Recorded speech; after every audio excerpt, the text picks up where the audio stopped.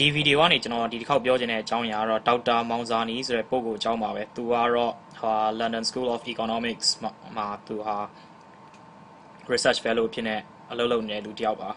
သူ့ကိုသူပညာရှင်လို့ဘာလို့ပေါ့ဗျာသူဟာ Rohingya အရေး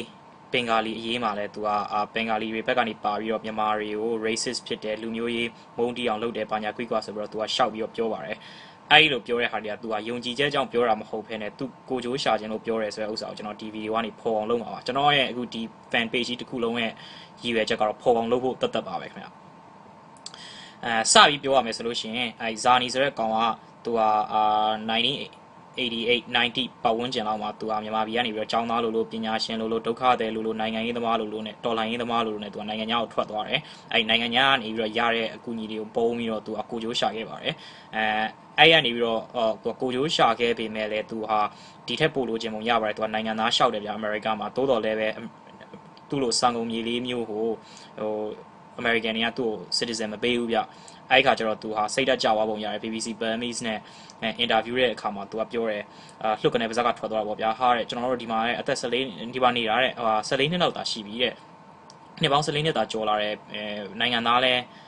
မရသေးဘူးတဲ့အဲ့တော့သူများနှာခေါင်းပေါက်နဲ့အသက်ရှူနေရလို့ပဲဆိုပြောပြီးသူကပါးစပ်ကနေလှုပ်ကနေထွက်သွားတယ်ဟုတ်ပါတယ်သူ့လိုစံကုန်မြေလေးမျိုး14နှစ်မကလို့အနှစ်40ပဲနေဘယ်သူကနိုင်ငံသားပေးမှာလဲအဲ့တော့သူဟာအဲ့ချိန်မှာမြန်မာပြည်ကိုသူ2004ခုနှစ်လောက်မှာကျွန်တော်စိတ်ကျွန်တော် July August September အဲ့ပတ်ဝန်းကျင်လောက်ပေါ့နော်ဗမာပြည်ပြန်သွားပြီးဗမာပြည်မှာရှိတဲ့ပုံကိုတချို့သွားပြီးတော့ဖားရပါတယ်ခင်ဗျကန်ဆိုးကျင်တဲ့အခါကျတော့ဖားရလိုက်တဲ့ပုံကိုတွေကလည်းပဲလာနင်းငယ်လဲကြားလဲကြောက်အကြောင်းကြောင့်ယာတို့ကနေအနားယူသွားရပါတယ်အဲ့တော့ဇာနီဆိုတဲ့ကောင်ဟာမြောက်တစ်ကိုင်းလွတ်လိုမျိုးလွတ်သွားပြီးတော့သူဟာဒုက္ခအကြီးကြီးရောက်ပါတော့နိုင်ငံခြားမှာရှိတဲ့နိုင်ငံရေးသမားတွေကလည်းသူ့ကိုလက်မခံတော့ပြည်တွင်းကကောင်တွေကလည်းသူ့ကိုဘလောင်းလဲစံကုန်မြေလေးကောင်ဆိုပြီးတော့သူဘယ်သူမှအတိမမပြုတဲ့ခါကျသူကအဲ့မှာတော်တော်လေးဒုက္ခရောက်ခဲ့ရပါတယ်ဒါပေမဲ့သူကလူရည်တော့လေကာပွဲစားတန်းပွဲစားတယောက်လေလို့ပေါ့ဗျာအဲ့တော့သူကသူ့ကိုသူပညာရှင်ရေးကုန်ခြုံပြီးတော့သူကကိုတူးကိုချုံပြီးနောက်ထပ် line တစ် line ကိုသူကထွင်လိုက်ပါတယ်တကယ်ထွင်ကြပါပဲအထင်ကြီးဖို့လည်းကောင်းပါဒါပေမဲ့နလဘိန်းလုံးတွေအုံနောက်မရှိတဲ့ကောင်တွေကတော့သူပညာရေးကွန်ရှင်ရေးကွန်ခြုံလိုက်တဲ့ချိန်မှာဒေါက်တာဆိုပြီးတော့ဒေါက်တာဇာနီပါဆိုပြီးတော့သူ့ဆွတ်ဆက်ပြီးတော့အထင်ကြီးကြတာပေါ့ဗျာတကယ်တမ်းဒီကောင်ဘယ်လောက်မတက်ပါဘူးအဲ့မှာပဲ तू ကကိုကြိုးရှာရဲဆိုတာလေခုနကဘင်္ဂါလီရေးကိစ္စမှာလေ तू ကဒီလိုဗျ तू အဲ့လိုလေးပြောမှ तू ကဘယ်လိုပြောမလဲ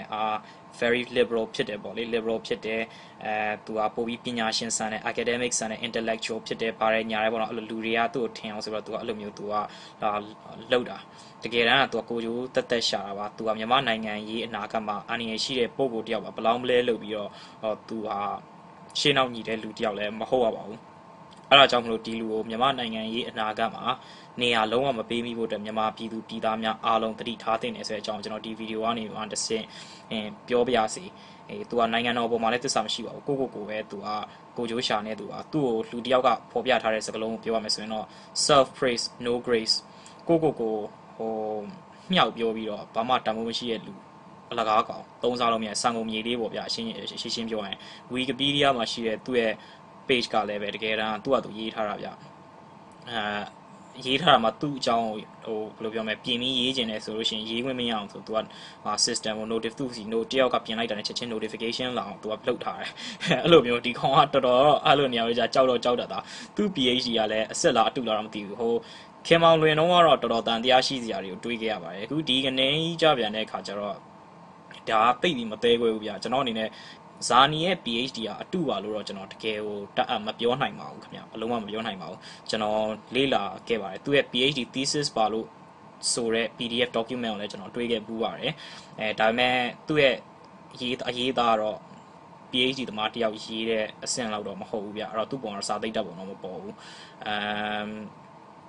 ဒါပေမဲ့ပြောရတော်ခဲ့တယ်ဘာလို့သူ့ကိုထောက်ခံတဲ့သူတွေလည်းရှိရဗျဟိုသူ့အဲ့အကြောင်းကသူ့ရဲ့ supervisor ပါဆိုတဲ့လူပေါ့လေအဲ့လိုလူတွေကလည်းထောက်ခံတဲ့ခါကျတော့သူကပြောရတော့ခက်ပါတယ်ဘယ်လိုပဲဖြစ်ဖြစ်သူ PhD ရခဲ့တယ်လို့ပဲကျွန်တော်ကတော့အကောင်းမြင်ဝါဒီနဲ့သတ်မှတ်လိုက်ပါတယ်မသေးကြတော့လည်းတစ်ဖက်မှာတော့ဗျာသူ PhD ကအတူပါလို့ပြောတဲ့လူတွေလည်းရှိပါတယ်အဲ့ဒါကတော့ဒီ Burmese with fake PhD Hall of Shame for Fakers ဆိုတဲ့ blog က ပိုင်ရှင်မှာအဲ့ပိုင်ရှင်ဘယ်သူလဲဆိုတော့ကျွန်တော်လည်းမသိပါဘူးအဲ့ဒီပဲကျွန်တော်တွေ့ရတာဘာကြောင့်အဲ့လို user လဲဆိုတော့သူ့ရဲ့ PhD ကဘာမှရှာလို့မရတော့ဟို library ရဲ့ဒီ tech ရဲ့ library official site မှာသူက PDF ကိုရှာလို့မရဘူးဥပမာပြောရရင်ဗျာလွန်ခဲ့တဲ့အနှစ်90လောက်တုန်းက PhD thesis တွေအောင်မှာအဲ့ထဲမှာရှိတယ်သူတို့ scan ဆွဲပြီးတော့တခါတည်းထည့်ထားတယ်အခုဒီခေတ်မှာဆိုပို့လွယ်တယ်ပေါ့ဟို PDF နဲ့တခါတည်းတန်းပြီးထည့်လိုက်ရုံပဲလေအဲ့လိုမျိုးရှာလို့မတွေ့ရတဲ့ခါကျတော့သူဟာဟိုဘယ်လိုပြောမလဲသူတကယ်မလုပ်ထားတော့ဘူးလို့တချို့တွေကလည်းသုံးသပ်တာပေါ့အကြောင်းကြောင့်ပေါ့လေတခြားတော့ဒီကောင်ကခုနကပြောခဲ့လို့အာဏာရရှိတယ်အဲ့ဒါကြောင့်မလို့သူ့ကိုတတိထားတင်တယ်အုံနောက်မရှိတဲ့လူတွေဖြိုးဝင်းလက်တို့လိုကောင်မျိုးတွေကတော့သူ့ကိုဆရာတင်တာပေါ့ဗျာသူကလည်းစကားပြောတာကောင်းတယ်အင်တာဗျူးလေးပေးစောင်းမလေးရေးနေဆိုတော့အဲ့လိုကောင်မျိုးကတော့ဘာပဲပြောရုပ်တရက်ကြည့်တော့အထင်ကြီးစရာကောင်းပါတယ်အဲ့တော့သူစကလုံးလှလှလေးသုံးတာကိုကြိုက်တဲ့လူအတွက်ပေါ့လေနှဝင်ချိုတာကိုကြိုက်တဲ့လူတွေအတွက်ပေါ့အဲ့တော့အုံနောက်မရှိတဲ့ဖြိုးဝင်းလက်တို့ဘာလို့ကြားမှာတော့သူကဘာပဲပြောဆရာကြီးပေါ့လေသူ့ကိုဖျားတဆူလို့ကိုးကွယ်တယ်တကယ်ကိုဆရာတင်တယ်ထက်ကနေဆိုနိုင်ငံရေးအကြောင်းဆွေးနွေးခြင်းသူနဲ့သွားပြီး share လုပ်တယ်တကယ်တော့ဒီကောင်ဘာမှတတ်တဲ့ကောင်မဟုတ်ဘူးဒီကောင်အာဖျန်ခွီးဟိုဇက်ကခိုင်းမှုလောက်ပဲရတယ်ဒီကောင်လက်ကားကောင်ဟိုရှင်းပဲပြောမယ်ဗျာသူဟာပညာရှင်ရေုံချုံတာသူ PhD ရခဲ့သည့်တိုင်အောင်သူ့ရဲ့တကယ်အရေးချင်းကတော့ဒီလောက်ကြီးတော့မဟုတ်လာဘူးဗျအဲ့ဒါကျွန်တော်အနေနဲ့ပြောလိုက်ဟုတ်ရင်လည်းသူ့ရဲ့လုံနေတဲ့လုံရက်ကပညာရှင်နဲ့မတူဘူးသူကကိုကြိုးရှာနေရတဲ့ပို့ပြီးတော့တူပါတယ်